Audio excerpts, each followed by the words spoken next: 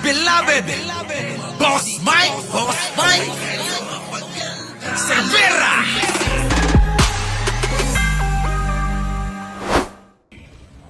Alan. Tingnan nyo mga kababayan ito. Si Cayetano, mga kababayan, noong pa masama na ugali niyan. Tingnan nyo to, panoorin nyo to ha.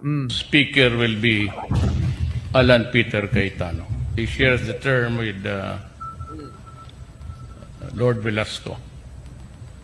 And si Romualdez will be the majority floor leader. So, ganun, no?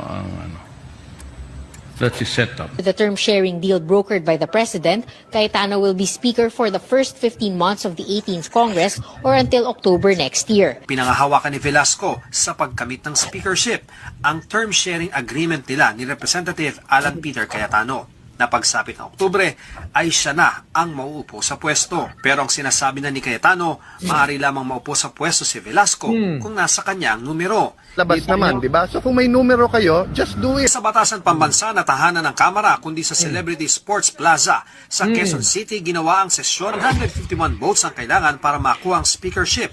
Grabe, no? At ang bumoto para kay Velasco. Grabe, no? Pinadlock niya yung Kongreso, mga kababayan, para hindi makapasok yung kapwa niya, congressman. Oo, kaya sa ibang lugar na lang nagsesyon.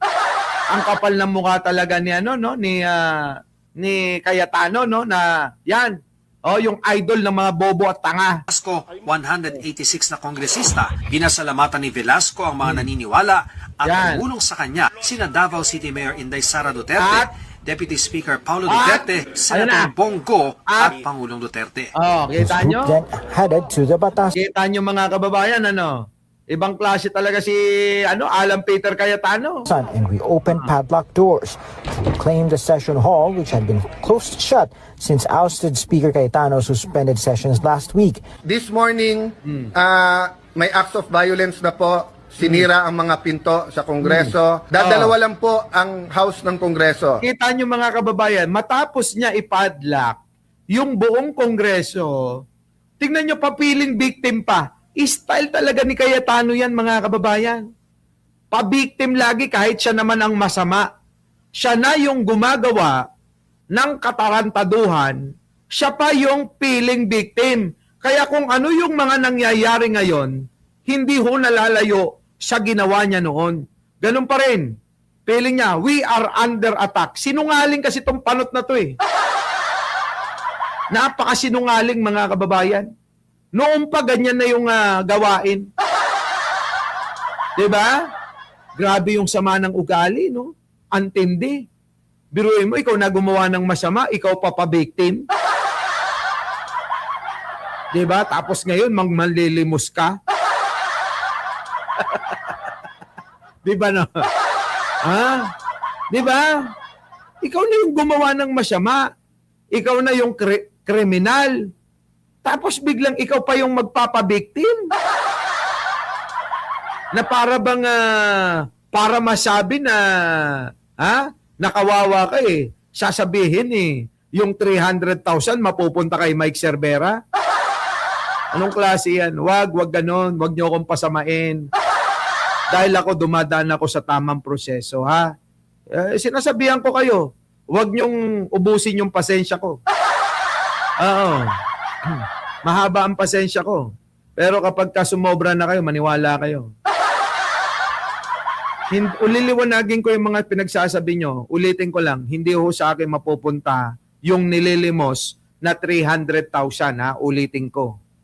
Yan ho ay kabayaran niya sa gobyerno para hindi siya ipakulong dahil sa nakumit niya na krimen. Criminal ho yung tao na yon. Criminal. Tayo hindi tayo kriminal. Oo. Tayo yung biktima tayo. Biktima. Ang tawag sa akin, biktima. Biniktima ho ako. Ang tawag siya ng biktima, kriminal. Di ba? Ay, nako.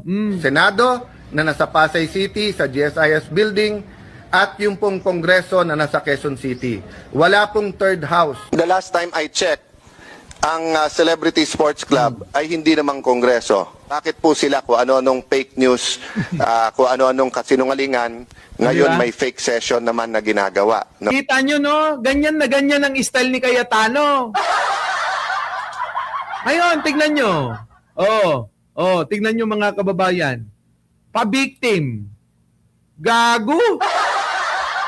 Yan yung mga idol ng mga bobo mga kababayan ko. Eto pa, mga kababayan, no? Eto, pasok. Ipinagtanggol ni Pangulong Duterte ang kanyang dating economic advisor na si Michael Yang. Kasabay nito, binanata ng Pangulo ang na-dismiss na pulis na si Eduardo Asierto na siyang nag-ugnay sa droga kay Yang at sa isa pang malapit sa Pangulo na si Alan Lim. Kita nyo mga kababayan, Alan Lim, Michael Yang, Peter Lim. Bakit pinagtatanggol ni Digong? Kayo nga mga dides dito lang makikita nyo na Hindi ba kayo nagtataka kay Digong? Mga drug lord ang pinagtatanggol. Ito yung sinasabi ko Kapag ka-addict galit kayo, sa mga drug lord, abay, ginojos ninyo. Nakita nyo si Digong. Yan ang talagang drug lord ng mga drug lord. Si Digong. Ayan, tignan nyo. Yung gumagawa ng tama, yun ang minamali nila. Binabaliktad nila yung sitwasyon. Pasasamain nila yung nagsasabi ng totoo. Para malinis yung mga kasama, kasapakat nila na mga drug lord. Si Digong ang pinuno ng mga drug lord sa Pilipinas. Huwag kayo maniwala nitong, Kita nyo? lalo na ito si Asierto. Pakinggan nyo. Ito nga yung tanongin ko yung military at police. Bakit buhay pa yung Kita nyo? Kay si Asierto ang dating opisyal ng PNP Drug Enforcement Group na nag-uugnay ngayon sa dalawang personalidad na malapit sa Pangulo sa illegal na droga, sina Michael Yang at Alan Lim. Sila Michael Yang at Alan Lim nagpapacilitate ng entry ng drugs sa custom by getting 50,000 per kilo. Yun yung report sa akin. Talagang galit si Presidente Duterte sa droga. Bakit hindi niya ipinahuli ang mga nasabing taong ito? O pinaimbestigahan man lang? Kita nyo? Di ba mga kababayan, totoo naman si Asierto bakit hindi mo pinaimbestigahan man lang? Nagre-report na nga yung may trabaho na tugisin ang mga kriminal, tugisin ang mga drug lord, tugisin ang mga bataan mo. Kita nyo? Grabe, di ba? Ganyan, mga kababayan ko. Kaya, di ko alam bakit hinahangaan ng mga DDS si Digunyo. Di ba? Ayan tignan yung mga kababayan ko. Bakit hindi mo pinaiimbestigahan yung mga yan? Sinasabi na nga ng mga konektado sa mga illegal na gawain. Konektado sa droga. Di ba? Pero anong ginawa?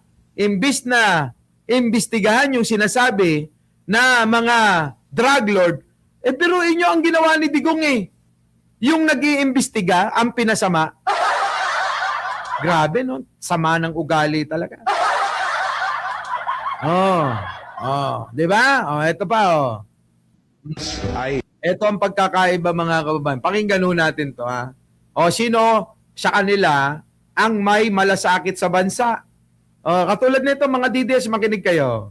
Sa Pilipinas, wala tayong balak. Ang sa Pilipinas ay sa Pilipinas. Wala tayong balak mangaway. Pero kailangan ding mabatid ng mundo na handa tayong ipagtanggol ang atin. Pinag-aaralan na rin po natin ang pag-angat ng kaso sa West Philippine Sea sa International Tribunal for the Law of the Sea upang masigurong sa mga susunod na pagkakataon ay hinahon at pagtitimpi ang maghahari tuwing may alitan sa teritoryo. Kita nyo?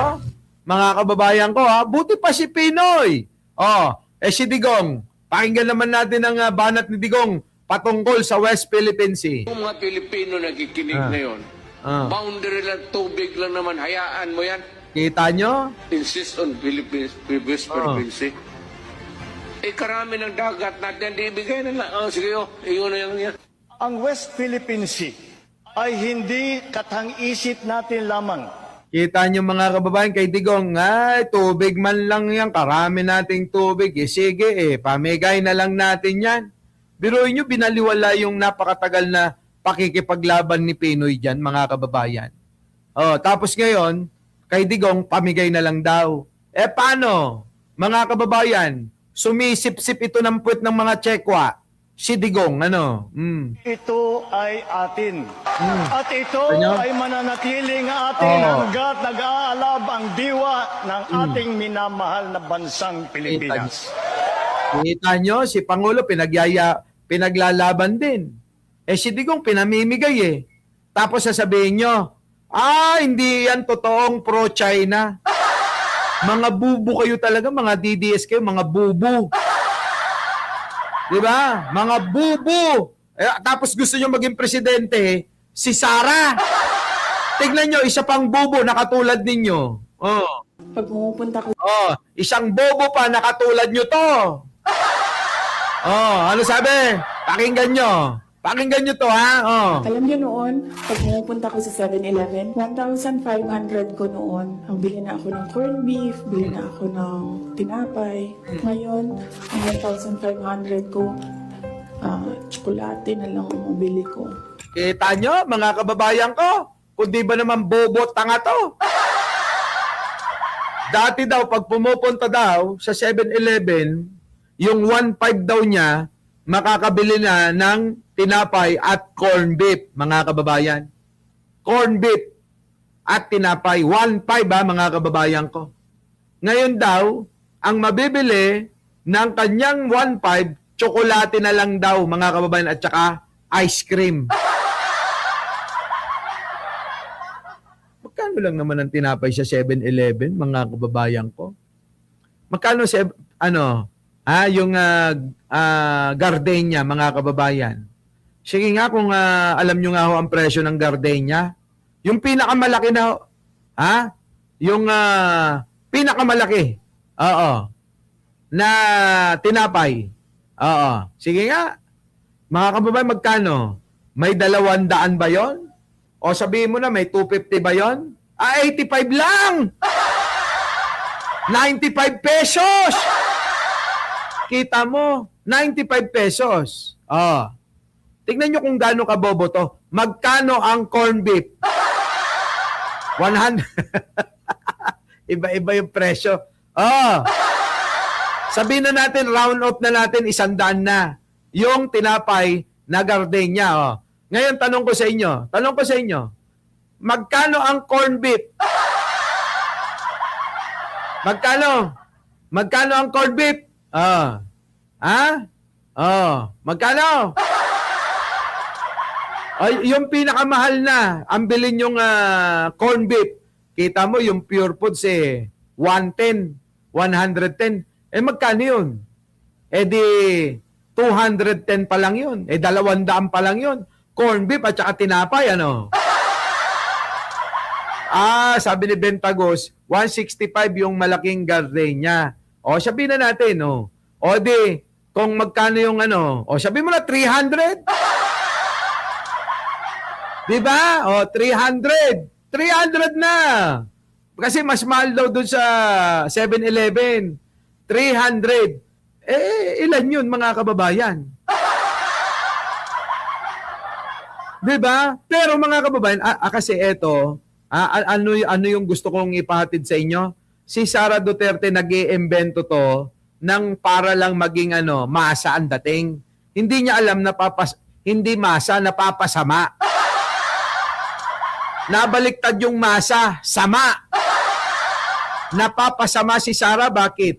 Nahahalata na mahilig gumawa ng kwento. Bakit? Kanyo, mga kababayan ko, mahilig gumawa ng kwento. Mga kababayan ko naman, tignan nyo, di ba't mas mahal, magkano ice cream? Yung pinakamalaki rin, syempre, dapat dun sa ice cream, pinakamalaki. yung Magnolia, yung Selecta, yung pinakamahal. O wag na, doon na tayo sa pinakamura. Magkano ice cream, pinakamura? Oh, 400 pesos. Magkano tsokolate? Yung Toblerone. Kita nyo, di ba? Bubo! Ang tanga-tanga, sa madaling salita mga kababayan. Ha? Sabi niya, dati nakakabili siya ng corn beef at saka ng tinapay sa 1.5. Ngayon daw, ang nabibili niya daw doon ay yun daw pong ice cream at saka tsokolate. Tanga ka pala eh. Di ba dapat mas marami kang mabibili doon? Saan? Sa corn beef at saka sa tinapay dahil mas mahal yung tsokolate at saka yung ice cream. Anong ibig sabihin? Mga kababayan ko, nagpapanggap lang si Sara Duterte. Panggap, nagkukunwari. Ganyan kayo binobobo, ginagawang tanga ni Sara Duterte, mga buang kayo. Di ba mga kababayan, ginagawa silang tanga. Ginagawa silang bobo. O baka naman talagang ganun, tulad nga ng sinabi natin nung nakaraan, na si Sara Duterte, mga kababayan, mahilig, sanay mag-overprice yan. Nagpapabiktim pero nag-overprice pa rin. Grabe, no? Tanga talaga, no? Tanga! Ginagawa mong mga bobo yung mga DDS talaga. Palibasa, alam mong mga bobo at tanga, inaabuso mo. Tsaka ice cream. Wala na ang corned beef, wala na ang tinapay. Kita nyo? Diba mga kababayan ko? Wala na daw corned beef, wala nang tinapay. Ice cream na lang daw at tsokolate. Ginagawa kayong tanga, ginagawa kayong mga, aywan ko sa inyo. Sige, pagpatuloy nyo yung katangahan nyo. Pare-pares naman kayo ni Sara Duterte, di ba? O ngayon, mga kababayan, nako. Oo, si Rapi Tulfo ha. May binanggit mga kababayan na dalawa daw na babaliktad na senador. Nako, eto na. Sino po yung dalawa sa majority na lilipat sa inyo? Ito ang masasabi ko, Igan. Kung pagmamasdan nyo yung demeanor ng mga senador na sa majority at that time yung mangyari kaguluhan, merong ilan doon na hindi happy. Yung mga kilos nila, yung demeanor nila, parang hindi sila sang-ayon sa mga pangyari. Opo. Yun yung dalawa maaaring lumipat. Sino po yun? I don't know. So dalawa po. Okay. Kita nyo mga kababayan ko, sino kaya yan dalawa na yan? Kasi narinig natin yan sa isang senador. Ngayon naman narinig natin kay Rapi Tulfo. Sino yung dalawang senador na hindi na raw masaya sa ginagawa ng kampo ni Alan Peter Cayetano? Sino kaya yun, ano? Sino? Kayo, mga kababayan, baka naman alam nyo kung sino, Paki-comment naman. Sino kaya? Hindi kaya si Chis Escudero? At saka si Bongo? Ano? Boss Mike, totoo ba na ang warrant? Ang warrant nino? Hindi kaya? Laka. Mga kababayan, galing na po kay, galing na po yan kay Rapi Tulfo na may dalawa daw. Ulitin natin. Senator Tulfo, sino po yung dalawa sa majority na lilipat sa inyo? Sino daw yung dalawa na senador na galing sa majority na lilipat sa minority? Sino kaya? Ang tanong ni Arnold Clavio. Kay Senator Rapi Tulfo. Ito ang masasabi ko, Igan. Kung pagmamasdan nyo yung demeanor ng mga senador na sa majority at that time yung mangyari kaguluhan, merong ilan doon na hindi happy. Yung mga kilos nila, yung demeanor nila, parang hindi sila sang-ayon sa mga pangyari. Kita nyo? So, sabi ko sa inyo marami dyan mga kababayan sa nasa majority, napipilitan na lang. Kaya ikaw, Alan Peter Cayetano, wag mong tinatakot-takot na mga hudas, yung mga babaliktad. Kasi kahit man ako, yung kasama mo, ay talagang iiwan kita. Oo, Alan Peter Cayetano, iiwan kita. Ayoko kayang magpasakop sa ganyang mga style. Yung bang sarili lang ang inuunawa at iniintindi, di ba? Oh, ayan mga kababayan. So, meaning ba ngayon, kung may session na ba ngayon o bukas, mga kababayan, mukhang magkakaroon na ng resulta yan. Di ba mga kababayan? Magkakaroon ng magandang resulta. Oh, kayo, ano masasabi nyo? Paki-comment na lang. So muli anong haba ng live natin? So muli mga kababayan, maraming salamat sa inyong pagsama. Kita-kita po tayo. Opo, mamayang gabi. Ano po? Muli, ako po ang inyong lingkod, Mike Cervera po, lagi nagsasabing, mahalin natin ang ating kapwa, pagdasal po natin lagi ang ating bansa. Maraming salamat po sa inyong lahat. Our beloved